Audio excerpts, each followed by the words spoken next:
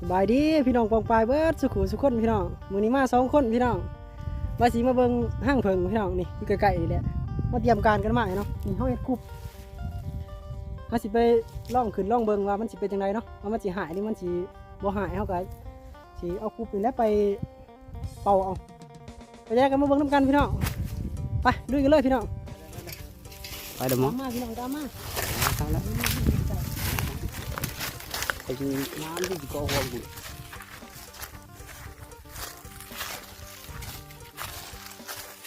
เอาไป ว่าฟังถึงนะที่ว่าอันนี้เนาะ ต่อไปกินเองได้เถอะโอ้แค่ดีขึ้นเส้นทางแค่ไอ้เขาเห็นแค่ดีขึ้นเส้นทางเนาะโอ้ล่ะโอ้ไปเลยแค่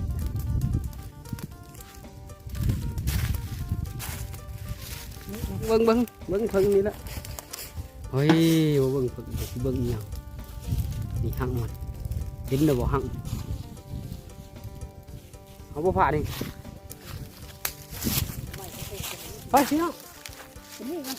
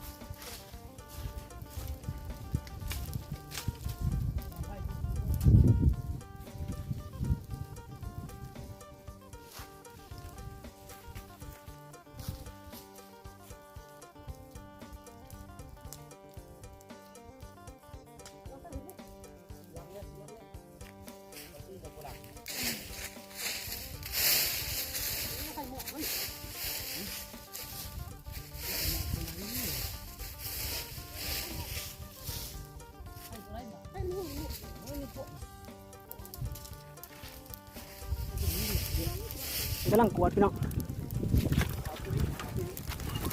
นี่พี่น้อง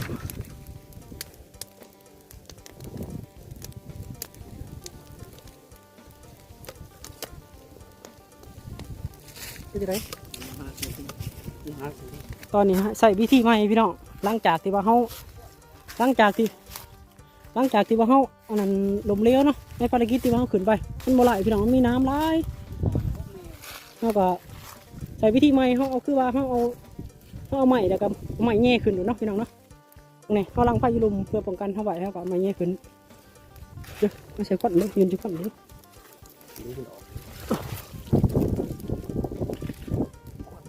ฮะมาใส่สูตรใหม่พี่น้องเขาต้องการใดมันออกเนาะหลังจากที่มันควันอุดควันเอามันนี้แล้วเขาก็สิขึ้นไปป่าเด้าพี่น้องประมาณนั้นแหละพี่น้อง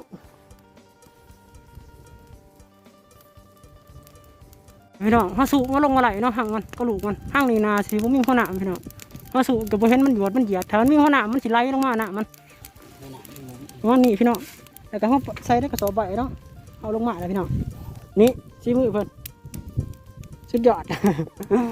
มันเอาขึ้นบ่ร้อยพี่น้องมันมีน้ำเขาก็ขึ้นยากแน่เนาะเขาก็เป็นมือเชี่ยวชาญแต่ว่ามือสมัครเล่นซื่อๆนี่เขาลังไฟอยู่หลุมเนาะ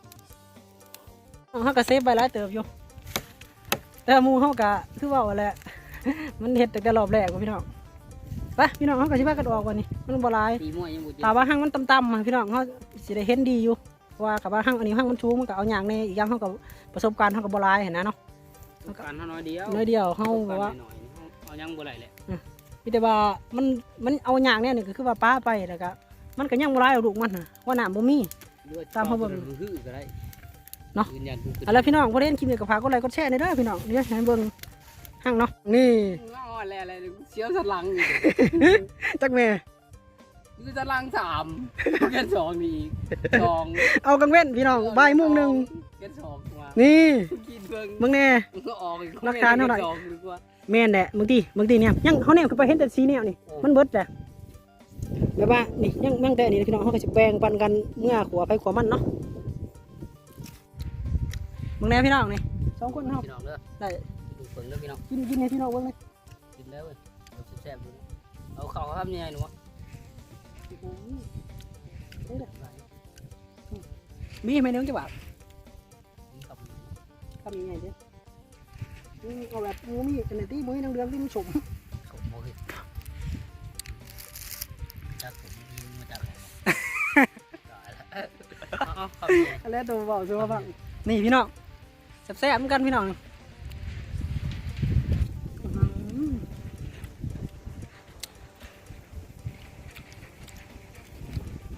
เชลายพี่น้องบ่ได้น้ำมันเชลายแห้งขนาดตัวนี้นะจะบ่มีหน้าน้ำเขาเบิ่งคักอ่ะเขาเห็นสีเหลืองๆเนี่ยอยู่ทั้งก็จะแรงบ้าน้ำมันบ่มีแล้ว ลูกมันแก่แล้วมอนี่ แม่นถามว่ามันมีน้ำหันเวลาเขาสูบน้ำมันจะจวดลงมาเลยอันนี้บ่มี ก็แบ่งครึ่งนึง คลิปนี้ก็ประมาณนี้พี่น้องพอเห็นคลิปนี้ก็ฝากกดไลค์กดแชร์กดติดตามเลยเด้อพี่น้องทางแฟนเพจและ YouTube คือเก่าพี่น้องสำหรับคลิปนี้บ๊ายบายพี่น้อง บาย บ๊ายบายสิ